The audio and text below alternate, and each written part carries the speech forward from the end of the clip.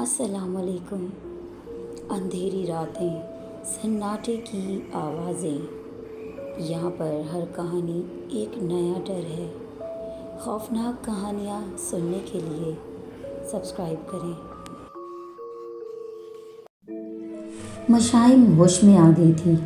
اس کے سر پر علی منائل اور حیدر صاحب فکر سے کھڑے اس کی طبیعت پوچھ رہے تھے، جبکہ وہ محض ہاں میں سر ہلاتی انہیں تسلی دے رہی تھی۔ اس نے طے کر لیا تھا کہ وہ اب یہاں نہیں آیا کرے گی، اور خصوصاً ولی کی موجودگی میں تو بالکل بھی نہیں۔ آج وہ مسلسل کمرے میں بندھی رہی تھی، اور جب ولی حیدر کچھ دیر کے لیے باہر گیا تو اس نے حیدر شہریار صاحب سے کہہ کر بورڈنگ اسکول کی تیاری پکڑ لی۔ نہ جانے کیوں، مگر اسے ولی حیدر سے دور رہنا تھا۔ 2 سال کا عرصہ بڑی تیزی سے پر لگا کر اڑ گیا تھا۔ اس دوران ہما بیگم جیسی جادوگرنی نے اپنی شیطانی طاقتوں کے بلبوتے پر حیدر ولاج پر کئی وار کیے، لیکن اس گھر کے مکینوں کو کلام پاک کی برکت نے بچا رکھا تھا۔ وہ سب بلا ناوا سورہ بقرہ کی تلاوت اونچی آواز میں سننے کے عادی ہو گئے تھے، اس لیے ہما بیگم اور ان کے ناپاک ارادوں کو منہ کی کھانی پڑتی تھی۔ اس دوران مشائم فاطمہ صرف 3 بار حیدر ولاج آ کر رہی تھی، اور یہ وہ وقت تھا جب ولی حیدر وہاں موجود نہیں تھا۔ وہ اس کی غیر موجودگی میں کسی قدر آرام سے رہتی تھی، لیکن اگر گھر میں محض اس کا ذکر چھڑ جاتا یا فون بھی آ جاتا تو وہ پہلو بدل کر رہ جاتی۔ البتہ اس کے خوابوں کا عجیب و غریب سلسلہ مسلسل جاری تھا۔ وہ روز خواب میں ولی حیدر کو دیکھتی تھی، البتہ جگہ، مناظر اور اوقات بدلتے رہتے تھے، مگر چہرہ صرف وہی رہتا تھا۔ وہ جھنجھلا اٹھی تھی، مگر سوائے زیبا نور کے اس نے یہ بات کسی سے شیئر نہیں کی تھی۔ ویسے بھی اب وہ جوانی کی دہلیز پر قدم رکھ چکی تھی، تو اندر خود بخود ہی حیا کا عنصر پیدا ہو گیا تھا۔ وہ بڑے نامحسوس انداز سے علی حیدر سے بھی فاصلہ بنا گئی تھی، تاہم ایک چیز ویسی ہی تھی، اور وہ تھا اس کا لباس۔ اسے بچپن سے ہی ایسے کپڑے پہننے کی عادت تھی، پینٹس، کھلے ٹراؤزرز، جینز ٹاپس، سلیو لیس ٹی شرٹس۔ دوپٹہ تو اس نے کبھی لیا ہی نہیں تھا۔ نورالعین بیگم اسے فرنگیوں والے لباس میں دیکھ کر کھول اٹھتی تھی، تاہم کبھی ٹوکنا گوارا نہیں کیا تھا، کیونکہ بقول ان کے وہ اس کے منہ نہیں لگنا چاہتی تھی۔ ویسے بھی روک ٹوک اس سے کی جاتی جو اپنا ہو، اور انہوں نے مشائم کو کبھی اپنا نہیں سمجھا تھا۔ ولی اور لاریب کے درمیان تکلف کی ساری دیواریں گر گئی تھیں۔ کالج کے کینٹین میں روز کافی پیتے ہوئے وہ کئی ساعتوں تک اس کے نقوش حفظ کرتا رہتا تھا۔ ٹیلی پیتھی اور ہیماٹائزم جیسے علوم کے ماہر لاریب حشمت اسے اپنی سحر انگیز شخصیت سے مسمرائز کر چکی تھی، اگرچہ اپنے دل کی بات ابھی تک وہ ولی سے کہہ نہ سکی تھی، اور نہ ہی ولی نے اس سے کچھ کہا تھا، لیکن پھر بھی لاریب کو یقین تھا کہ اب بہت جلد ولی حیدر اس کے لیے اپنا پروپوزل بھیجے گا۔ یہ سب شاویز عالم کی تیز نگاہوں سے پوشیدہ نہیں رہا تھا، مگر اس نے دانستہ ولی حیدر سے اس حوالے پر کبھی بات نہیں کی تھی۔ یہ سراسر اس کا ذاتی مسئلہ تھا، اور وہ کسی کی ذاتیات میں دخل اندازی کو اخلاقیات دائرے سے خارج سمجھتا تھا۔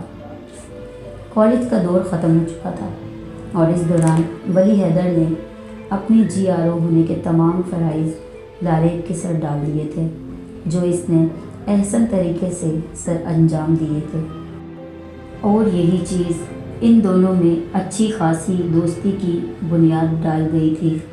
اب وہ سب اسلام آباد میں ہی کسی اچھی یونیورسٹی میں داخلے کے لیے تگ و دو کر رہے تھے، اور پھر دیکھتے ہی دیکھتے ولی، شاویز، معیز اور لاریب کو اچھی یونیورسٹی میں داخلہ مل گیا۔ شاویز بزنس سائٹ پر نکل گیا تھا، معیز نے انگلش لیکچر کی فیلڈ جوائن کر لی، جبکہ ولی اور لاریب سافٹ ویئر انجینئرنگ کی رائے اختیار کر گئے تھے۔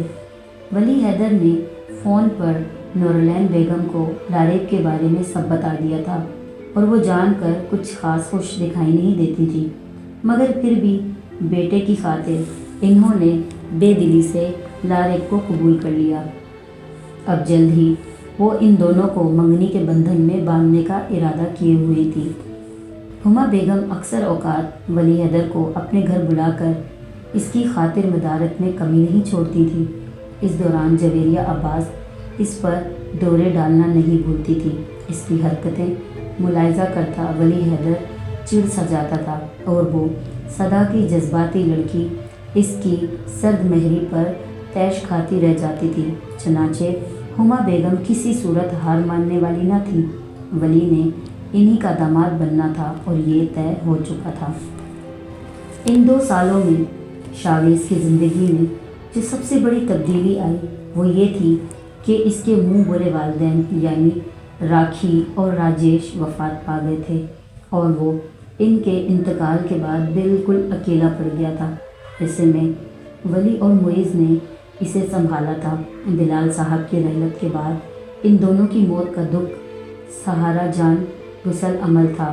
در حقیقت ہوا یوں کہ راکھی اور شاویز کے درمیان ہر وقت کی ٹھنی رہتی تھی۔ وہ اسے ہندو مذہب کی جانب لانا چاہتی تھی جبکہ شاویز کو اسلام کی راہ پر چلنا تھا۔ ایسے میں وہ اور زیادہ ضدی ہو گیا اور انٹرنیٹ پر قرآن بما ترجمہ لگا کر بلند آواز میں سننے لگا تھا کہ راکھی اور راجیش کو چڑھا سکے۔ وہ چاہتا تھا کہ دونوں تنگ آ کر اسے گھر سے نکال دیں تاکہ وہ کہیں اور اپنی زندگی سکون سے بسر کر سکے۔ شاویز یہاں سے بھاگ جانا چاہتا تھا لیکن یہ ان دونوں کی اجازت کے بغیر ناممکن تھا۔ پوجا یعنی موجودہ مشائم کی گمشدگی کے بعد راجیش نے گھر پر سیکیورٹی گارڈز رکھ لیے تھے تاکہ دوبارہ کوئی مسئلہ نہ ہو، اور پھر شاویز تو ان کے ایک اچھے دوست کا بیٹا تھا، اسے وہ ہر حال میں اپنے پاس رکھنا چاہتے تھے۔ یوں بھی کہ اولاد کی نعمت سے محروم تھے تو شاویز کی صورت میں انہیں بڑھاپے کا سہارا مل گیا تھا جسے کھونا وہ افورڈ نہیں کر سکتے تھے، لہٰذا شاویز کے پاس انہیں زچ کرنے کا یہی ایک طریقہ تھا۔ وہ مسلسل قرآن کی خوبصورت اور دل مو لینے والی تلاوت سنتا تھا جس کے نتیجے میں راکھی اسے ڈانٹتی مگر اس کے کان پر جوں نہ رہتی۔ راجیش کی ڈانٹ اور حتیٰ کہ مار کا بھی اس پر اثر نہیں ہوتا تھا، اور پھر راکھی کو عربی آیات سننے کی عادت ہونے لگی۔ وہ لفظوں پر غور و فکر کرتی اور پھر گوگل سے ان کا مطلب دیکھتی، گویا قرآن کی تفسیر اس کے سامنے آ رہی تھی، اور پھر دل تو ویسے ہی اللہ کا گھر تھا سو کلام الہی کی جانب ہمکنے لگا۔ وہ بغور تلاوت سنتی اور اسے یاد کرتی، بڑے نامحسوس انداز میں گھر کے کام کاج کرتے ہوئے اس کی زباں پر قرآن جاری رہتا تھا۔ وہ چپکے سے اسلام کو اسٹڈی کر رہی تھی اور پھر ایک دن دل ہدایت کی روشنی سے منور ہوا تو زبان نے فوراً کلمہ پڑھ لیا۔ اب وہ راجیش کے لیے صراط مستقیم کی دعا مانگنے لگی۔ وہ چاہتی تھی کہ اس کا شوہر بھی اسلام کی روشنی پالے، اسے بھی ہدایت نصیب ہو اور وہ ایک سچا مسلمان بن جائے۔ ایک دن شاویز نے انہیں نماز پڑھتے دیکھا تو جھٹکا کھا گیا، لیکن پھر جب راکھی نے اسے اپنے مسلمان ہونے کا بتایا تو وہ شاید زندگی میں پہلی بار اتنا خوش ہو کر ان سے ملا تھا۔ رفتہ رفتہ راکھی نے اپنی عبادت چھپانا ترک کر دی۔ وہ سرے عام نماز پڑھتی اور اللہ کا نام لیتی۔ راجیش اس سے سخت خفا ہوا تھا مگر کب تک؟ خود اس کا دل یہ بات سوچ رہا تھا کہ آخر کچھ تو ایسا تھا کہ ان کے گھر میں اللہ اور اس کے رسول کا نام لیا جاتا تھا۔ پہلے پوجا اس طرح کی ڈرائنگ بنا بنا کر انہیں دکھاتی تھی، الٹے سیدھے سوال کرتی تھی۔ پھر شاویز بھی اسی راستے کا طلبگار نکلا تھا اور اسی چیز نے راکھی کا دل بھی بدل دیا۔ راکھی کے منہ سے اسلام کے بارے میں ایک فصیح و بلیغ خطاب سن کر اسے سکتہ ہی ہو گیا تھا۔ کب سوچا تھا کہ کٹر ہندو ہونے کے باوجود وہ اسلام قبول کر لے گی۔ بہت سوچ بچار اور راکھی کی دن رات کی برین واشنگ سے راجیش بھی مشرف آباد اسلام ہو گیا۔ شاویز نے اب جا کر انہیں اپنے ماں باپ کا درجہ دیا اور وہ سب ہنسی خوشی ایک مثالی زندگی گزارنے لگے۔ نماز روزہ اور زکوٰۃ کی پابندی کے بعد انہوں نے حج ادا کرنے کا فیصلہ کیا۔ وہ شاویز کو بھی اپنے ساتھ لے جانا چاہتے تھے مگر اس کے امتحان ہو رہے تھے، اسی لیے وہ خاموش رہ گئے۔ البتہ نہ جانے کیوں راکھی کا دل اگلے سال کے لیے نہیں مانتا تھا۔ وہ اسی سال حج کرنا چاہتی تھی، اس لیے دونوں نے رخت سفر باندھ لیا۔ حج کی ادائیگی کے بعد واپسی پر ان کا جہاز کریش ہو گیا اور یوں وہ دونوں گناہوں سے پاک ہو کر اپنے مالک حقیقی سے جا ملے۔ زندگی کا سفر تمام ہوا تھا، الحمدللہ وہ دونوں اس دنیا سے مسلمان گئے تھے۔ البتہ ان کے جانے کے بعد شاویز عالم بہت ٹوٹ گیا تھا۔ وہ ایک تنگ غار کے دہانے پر کھڑی تھی، ایک گدلے رنگ کا پرندہ جو جسامت میں کافی بڑا تھا اس کے عین سامنے ہوا میں معلق کھڑا تھا۔ اس کی شکل بالکل بلی جیسی تھی، تاہم پر کمر سے سر نکالے ہوئے تھے۔ ایسا عجیب و غریب اور خونخوار پرندہ دیکھ کر اس کے ہوش اڑ گئے۔ وہ تھر تھر کانپ رہی تھی۔ وہ غضبناک آنکھوں سے گھورتا آہستگی سے اڑتا ہوا اس کے قریب آنے لگا۔ مشائم کی جان فنا ہوئی۔ اس سے پہلے کہ وہ چیختی، پیچھے سے کسی نے ہاتھ پکڑا اور اس کے لبوں پر سختی سے ہتھیلی کا پہرا لگا دیا۔ اس نے خوف زدہ نظروں سے مڑ کر دیکھا۔ وہ وہی تھا، وہی چہرہ، وہی آنکھیں۔ وہ ولی حیدر شہریار تھا۔ مشائم کے دل کو کچھ ڈھارس مل گئی مگر اس نے پھر گردن موڑ کر دیکھا، پرندہ ابھی بھی وہیں موجود تھا۔ وہ چاہ کر بھی کبوتر کی مانند آنکھیں بند نہیں کر سکتی تھی۔ چاہے ولی موجود تھا لیکن اس سے پہلے کہ وہ مزید ڈرتی، ولی حیدر نے اسے بازو سے تھام کر پھرتی سے اپنی اونٹ میں کر لیا۔ وہ اس کے پیچھے چھپ سی گئی، تاہم اس کے مضبوط چوڑے کندھے اس کے پیچھے سے وہ اس ملعون پرندے پر نگاہ جمائے ہوئے تھی۔ اس کی دہشت سے لتھڑی آنکھیں صاف دکھائی دے رہی تھیں۔ یکایک مشائم کو اپنے پیچھے آہٹ محسوس ہوئی۔ اس نے سر گھمایا تو دل اچھل کر حلق میں آن پڑا۔ بالکل ویسے ہی پرندے ہزاروں لاکھوں کی تعداد میں وہاں موجود تھے۔ بے ساختہ اس کے بائیں ہاتھ نے ولی کا بایاں کندھا زور سے کھینچ لیا۔ ریلیکس، یہ کچھ نہیں کہے گا۔ ولی کی نگاہ سامنے تھی۔ اس نے محض ایک پرندے کو دیکھتے مشائم کو تسلی دی تھی۔ وہ خود بھی اسی لیے پرسکون تھا۔ البتہ مشائم اپنی پشت پر ان بھیانک پرندوں کا سیلاب دیکھتی ہونک بنی ہوئی تھی۔ وہ ولی کے اطمینان کی وجہ سے جانتی تھی مگر ولی اس کے ذہنی خلفشار اور دل ڈوبنے کی وجہ نہیں جانتا تھا۔ یکلخت پیچھے سے ایک ساتھ کئی گدلے پرندے اڑے۔ مشائم کی آنکھیں پھٹی کی پھٹی رہ گئی۔ وہ خشک پتے کی مانند لرز کر ولی کی پشت سے لپٹ گئی۔ یکایک اس کی آنکھ کھل گئی، پیشانی پر پسینہ چمک رہا تھا۔ وہ اٹھ کر بیٹھی تو آنکھوں پر ایک بوجھ تھا، نئے خواب کا بوجھ۔ وہ نیم دائیں نگاہوں سے چھت کو گھورتی رہی۔ کھڑکی سے جھانکتا تنہا چاند اسے تک رہا تھا۔ 2 سال بعد ارحم آ رہا ہے، نورالعین بیگم نے اطلاع دی تو منائل اور علی کے چہرے پر مسرت دوڑ گئی۔ واہ ارحم بھائی، اور یہاں؟ علی خوشی سے چہکا۔ ہاں، اس کی فلیٹ کراچی کی تھی، اس لیے وہ سیدھا یہیں آئے گا، پھر اس کے بعد اپنے گھر جائے گا۔ نورالعین بیگم مسکرا دی۔ مزہ آئے گا۔ سناہل نے بھی چٹخارا لیا جبکہ مشائم منہ سی کر بیٹھی رہی۔ وہ آج صبح ہی بورڈنگ اسکول سے آئی تھی۔ اس سے نہیں معلوم تھا کہ وہ سب کس کے متعلق بات کر رہے ہیں۔ ارحم اس کے لیے ایک قطعی انجان نام تھا، تاہم وہ پرسکون ہی رہی، اور سکون کی دھجیاں اس وقت بکھری جب ولی حیدر اپنے سفری بیگ کے ساتھ حیدر ولاج داخل ہوا۔ سب خوشی سے اس کی طرف بڑھتے تھے لیکن مشائم اپنے کمرے میں چلی گئی۔ اسے اس شخص کو ہرگز نہیں دیکھنا تھا، یا شاید وہ اسے روز خوابوں میں دیکھ دیکھ کر تھک چکی تھی۔ حیدر صاحب ولی کے ہمراہ ایئرپورٹ سے ارحم عباس کو لینے گئے تھے۔ جب گھر واپس آئے تو ان کی خوشی کا کوئی ٹھکانہ نہیں تھا۔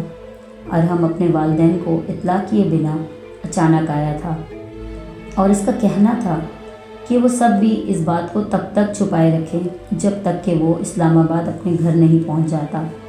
تاہم اپنی آمد کی اطلاع اس نے خود ولی حیدر کو دی تھی، تبھی وہ اسلام آباد یونیورسٹی سے چھٹی لے کر چپکے سے یہاں دوڑا چلا آیا تھا۔ کچھ زیادہ ہی جلدی تھی پردیس پلٹ کزن سے ملنے کی۔ ارحم عباس پورے 4 سال بعد اپنی ڈگری مکمل کر کے واپس آیا تھا۔ حیدر ولاج میں اس کا استقبال بڑے جوش و خروش سے کیا گیا تھا۔ بہت دیر ان کے ساتھ بیٹھنے اور باتیں کرنے کے بعد وہ آرام کرنے کی غرض سے کمرے میں چلا گیا تھا۔ نورالعین بیگم نے عباس صاحب کا برسوں سے بند پورشن کھلوا کر اس کی صفائی کروا دی تھی۔ ارحم 2 دن وہیں ٹھہرنے والا تھا، یعنی طے تھا کہ اگلے 2 دن مناہل اور علی اس کے ساتھ مل کر خوب مستی کرنے والے تھے۔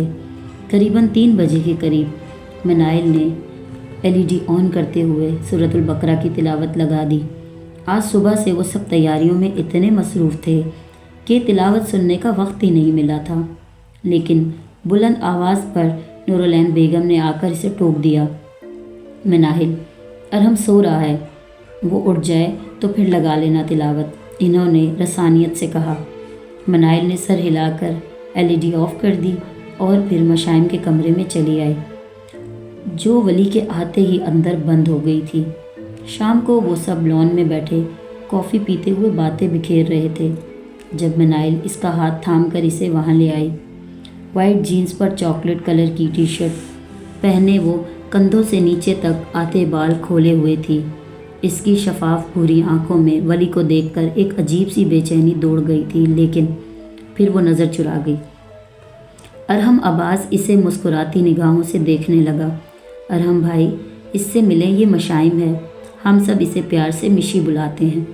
شاید وہ پہلے ہی مشائم کے متعلق جان چکا تھا، اس لیے بنا حیران ہوئے مسکرا دیا۔ السلام علیکم مشی۔ اسے یہ لڑکی بہت پیاری لگی، اس لیے پچکار کر سلامتی بھیجنے میں دیر نہ کی۔ ولی حیدر نے اس پر نظر ڈالی تو تیش سے مٹھیاں بھیج گیا۔ اس کے گداز اریاں بازو اور پھر گلے میں دوپٹہ نام کی کوئی چیز نہ ہونا اسے غصہ دلا گیا تھا، اس لیے پہلی بے ساختہ نگاہ کے بعد اس نے دوسری دانستہ نگاہ ڈالنا گوارا نہ کیا۔ وعلیکم السلام۔ وہ زبردستی مسکرائی تو مناہل نے اس کا ہاتھ کھینچ کر اسے کرسی پر بٹھا دیا اور خود بھی بیٹھ کر کافی پینے لگی۔ مشائم تو گویا یوں بیٹھی تھی کہ ابھی اٹھ کر بھاگ جائے گی۔ اس کی ہچکچاہٹ بھانپتی مناہل اس کے لیے کافی کا کپ تیار کرنے لگی۔ ولی حیدر مسلسل اپنا دھیان کافی کی طرف لگائے ہوئے تھا، جیسے دنیا میں اس سے اہم کوئی اور چیز نہ ہو، جبکہ علی حیدر ارحم کا ساتھ دینا مشائم کو گھورے جا رہا تھا۔ آپ کیا کرتی ہیں؟ سوال ارحم کی طرف سے تھا۔ میں 8th کلاس کی اسٹوڈنٹ ہوں، بورڈنگ اسکول میں پڑھتی ہوں۔ ارحم کی دلچسپی بڑھ گئی، نہ جانے کیوں وہ آنکھوں میں اشتیاق لیے اسے تک رہا تھا، جبکہ وہ حد درجہ کنفیوژن کا شکار تھی۔ آپ کا نام بہت پیارا ہے، کس نے رکھا؟ ایک اور سوال زندگی ہے والی بات تو سچ ہو گئی تھی۔ مشائم کو دیکھ کر وہ جی اٹھا تھا، اس لیے وہ اپنے زندہ ہونے کا ثبوت پیش کرنے لگا۔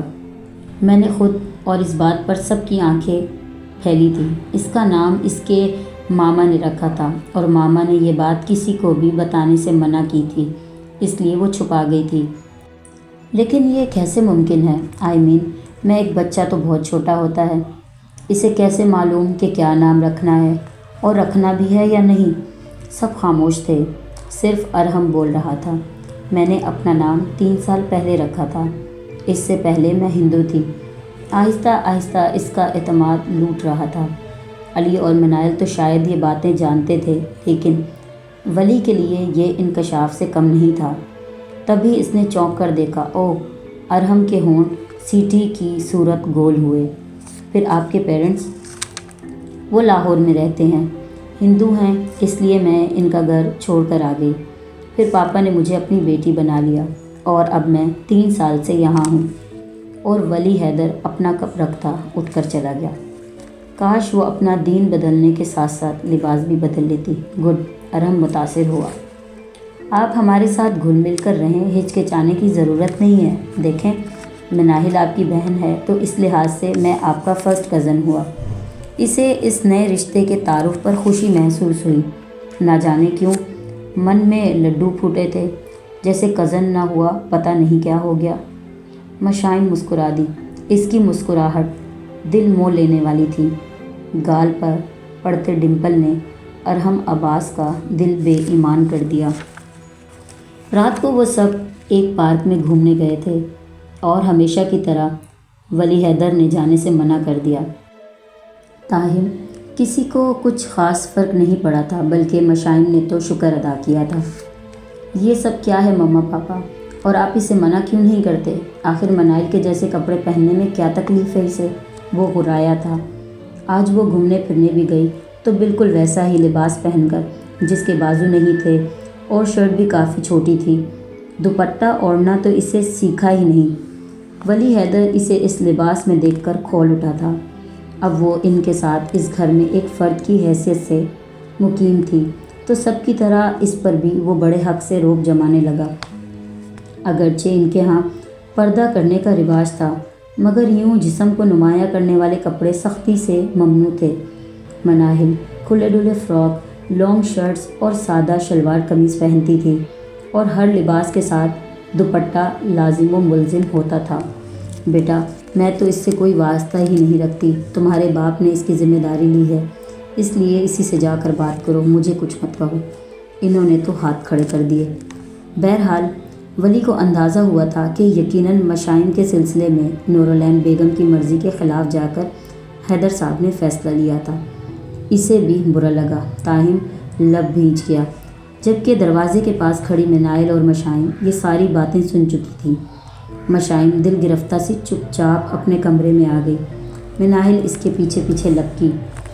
آئی ایم سوری نشی، بھیا کا مزاج تھوڑا سخت ہے، مگر وہ دل کے برے نہیں ہیں، پلیز تم ان کی بات کا برا مت منانا، منائل نے لجاجت سے کہا تو مشائم نے آنکھوں کی نمی کو اندر کہیں اڈیل دیا۔ دراصل غلطی میری ہے، میں جب رہتی ہی تمہارے گھر میں ہوں تو یہاں کے طور طریقوں کو بھی اپنانا چاہیے۔